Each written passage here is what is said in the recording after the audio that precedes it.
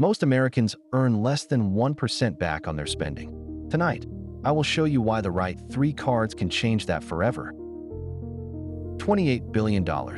That is how much Americans left in unclaimed credit card rewards last year alone. The average household? $583 gone. Not because the rewards do not exist, but because 67% of cardholders use a single card for everything, earning 1 to 1.5% on spending that could be earning 3 to 5%. Tonight, I am going to show you a strategy called credit card stacking. It is not about opening 20 cards or gaming the system. It is about using 3 to 5 cards strategically, each one optimized for a specific spending category, and layering cashback portals and card-linked offers on top. The result? Up to $3,000 a year in rewards on spending you are already doing. Let us start with a number that should shock you. In 2024, American consumers left $27.9 billion in credit card rewards unclaimed. That is according to the Consumer Financial Protection Bureau. Nearly 70% of rewards cardholders are sitting on unused cashback, points, or miles. And of the people who do use their cards, most earn a blended return of just 0.3 to 0.7% on total spending. That is essentially nothing. The average American household spends $78,535 a year. Of that, roughly $25,000 to $35,000 flows through credit cards. Groceries, gas, dining, online shopping, subscriptions, and travel. On $30,000 of credit card spending, a typical 1.5% card earns $450. A strategically stacked setup earns $2,400 to $4,100. The difference is $1,950 to $3,650 a year on spending you were already doing. That is not a side hustle. That is a system. So what exactly is credit card stacking? It is the deliberate strategy of using multiple credit cards, each optimized for specific spending categories, combined with cashback portals, card-linked offers, and store loyalty programs to maximize the total rewards on every purchase.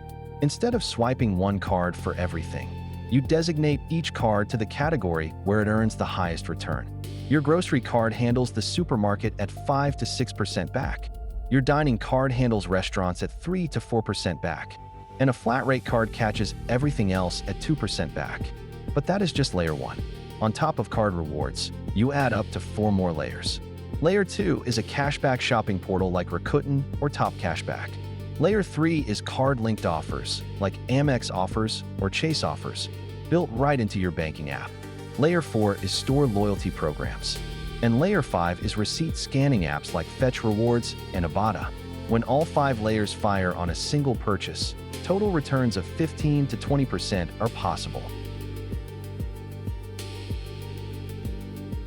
Now, before you think you need 10 cards to make this work, you do not. The foundation of any effective stack is just 3 cards. Financial experts call this the Big 3. Card 1 is your category specialist. This is a card with rotating 5% cashback categories. Think Chase Freedom Flex or Discover It. Every quarter, a new spending category earns 5% back. Grocery stores, Amazon, gas stations, restaurants. That 5% applies to up to $1,500 in purchases per quarter, which means $300 a year in bonus rewards from this one card alone. Card 2 is your flat rate default. This is the card you use for everything that does not qualify for a bonus category. A 2% unlimited cashback card, like the Wells Fargo Active Cash or the Citi Double Cash, ensures nothing earns less than 2%. On $15,000 of miscellaneous spending, that is $300. Card 3 is your biggest category card. Look at where you spend the most money and get a card that maximizes that category.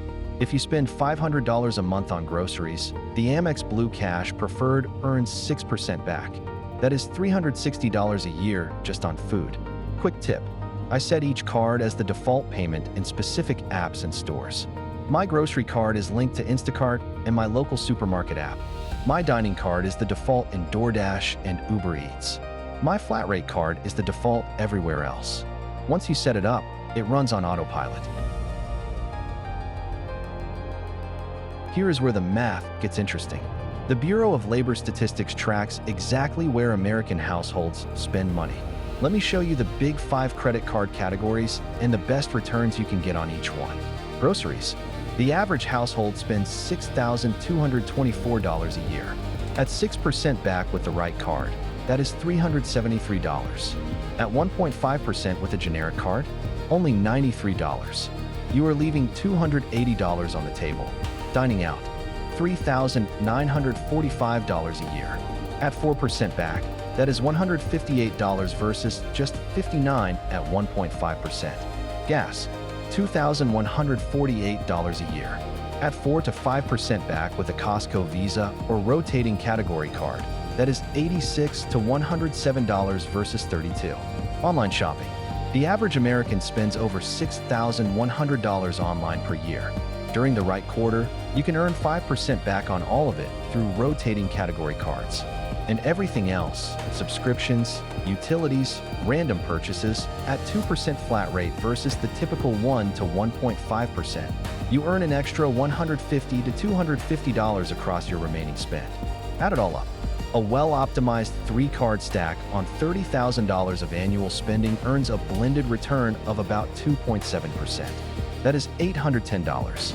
Already $360 more than a single 1.5% card. But here is where credit card stacking gets truly powerful. Welcome bonuses. This is the single most lucrative part of the entire strategy. Credit card companies are in a war for your wallet, and they will pay you hundreds, sometimes thousands, to open a card and spend a minimum amount in the first 3 months. Right now, cards like the Chase Sapphire Preferred offer 60,000 to 75,000 points for spending $4,000 in 3 months. That is worth $750 to $1,500 depending on how you redeem. The Amex Gold offers around 100,000 points for spending $6,000 in 6 months, worth $1,600 to $2,000 toward travel. Even no annual fee cards offer $200 to $300 bonuses. The key is timing. You do not open all your cards at once. You space them 90 days apart and align each bonus with planned large purchases like holiday shopping, a vacation, or a new appliance. Quick tip: a single person strategically opening 2 to 3 cards per year earns $1,500 to $3,000 in sign-up bonuses alone. A couple doing this together can double it. But, and this is critical, you must never carry a balance to hit a spending threshold. The average credit card APR is now 24.92%, the highest ever recorded. If you pay even $1 of interest, you are losing the game. Now let us add the next layer: cashback shopping portals. This is genuinely free money that most people do not know about. Sites like Rakuten, Top Cashback, and BeFrugal partner with thousands of online retailers. You click through their site before making your purchase, and they pay you 1 to 15% cashback on top of whatever your credit card earns. That is right. This stacks directly on top of your credit card rewards. For example, Rakuten frequently offers 3 to 8% back at stores like Macy's, Nike, Sephora, and Walmart.com. You click through Rakuten, use your 2% cashback credit card, and earn 5 to 10% total on a purchase you were making anyway. But it gets deeper. Amex offers and Chase offers are card-linked deals built into your banking app. Tap to activate, and you get 5 to 30% back at specific merchants, automatically applied to your statement. These stack on top of the portal cashback and your card rewards. Quick tip: I check my card-linked offers every Monday morning. It takes 60 seconds, and I find 3 to 5 new offers every single week. The browser extension Cashback Monitor compares rates across all portals automatically, so you always get the best rate with one click. Let me show you the full 5-layer stack in action with a real-world example. Say you are buying a $200 pair of running shoes from Nike's website. Layer 1. Wait for a sale. Nike runs 20% off events 4 to 5 times a year. Your $200 shoes are now $160. Layer 2. Click through Rakuten first. Rakuten offers around 6% back at Nike.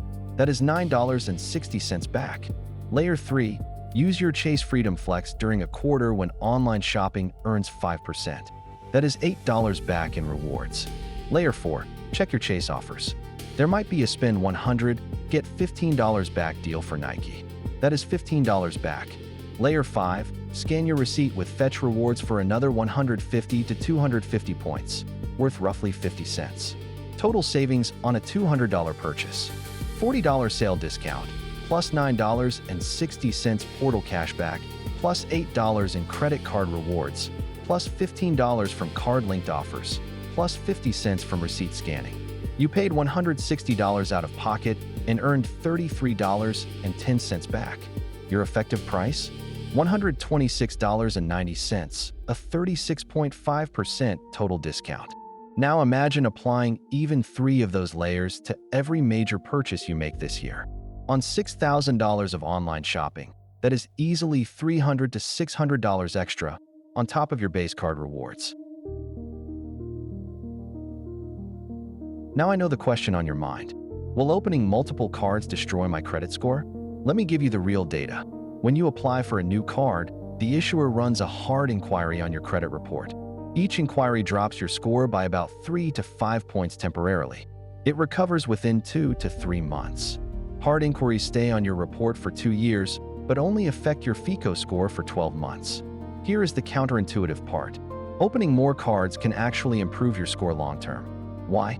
Because credit utilization, the percentage of available credit you are using, makes up 30% of your FICO score. More cards mean a higher total credit limit.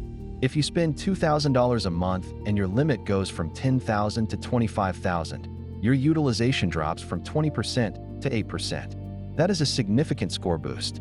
Quick tip: the average American holds 3.7 active credit cards. People with credit scores above 800 often hold 5 or more. The real risk is not having multiple cards. The real risk is carrying a balance, missing a payment, or closing old accounts. If you pay every card in full, every month, credit card stacking will help your credit score, not hurt it. Let me break down the full $3,000 target for an average household spending $30,000 a year on credit cards. Line 1. Category optimized base rewards. Using the right card for each spending category at a blended 2.7% return, that is $810. Line 2. One sign-up bonus per year, conservatively valued at $750 to $1,000. Line 3. Cashback portal rewards on $6,000 of online shopping at an average 3 to 5%, that is $180 to $300. Line 4. Card-linked offers from Amex offers and Chase offers, averaging $150 to $300 per year. Line 5. Store card bonuses at Target, Amazon, and Costco, adding $100 to $200. Line 6. Quarterly category activations from rotating cards, $200 to $300. Total, $2,190 to $2,910. And that is conservative. With 2 sign-up bonuses instead of 1, you clear $3,000 easily. A Bankrate writer documented earning nearly $3,000 in 2024 using just 3 cards, before counting portals or sign-up bonuses. This is not theoretical. This is math. Before you start, let me save you from the 5 mistakes that ruin this strategy. Mistake 1. Carrying a balance. At 24.92% APR, even a $1,000 balance costs $249 a year in interest. That is not stacking, that is losing. If you cannot pay in full every month, use 1 card only. Mistake 2. Not activating quarterly categories. Chase Freedom and Discover rotate their 5% categories every quarter, but you must manually opt in. Forget to activate, and you earn 1% instead of 5%. Set a phone reminder for January 1st, April 1st, July 1st, and October 1st. Mistake 3. Ignoring the Chase 524 rule. Chase will automatically deny your application if you have opened 5 or more credit cards from any issuer in the past 24 months. Always apply for Chase cards first, then other issuers. Mistake 4. Chasing bonuses with spending you cannot afford. If you have to buy things you do not need to hit a minimum spend, the bonus is not worth it. Only align bonuses with spending you were already planning. Mistake 5. Letting rewards expire. $583 per household per year goes unclaimed. Redeem your cashback regularly. Set it to auto deposit. Never let rewards sit. Which layer of the stack are you going to start with first? The 3-card foundation, cashback portals, or sign-up bonuses? Drop your pick in the comments. And if you want to know the best month to buy any product, subscribe now, because that calendar is dropping next week.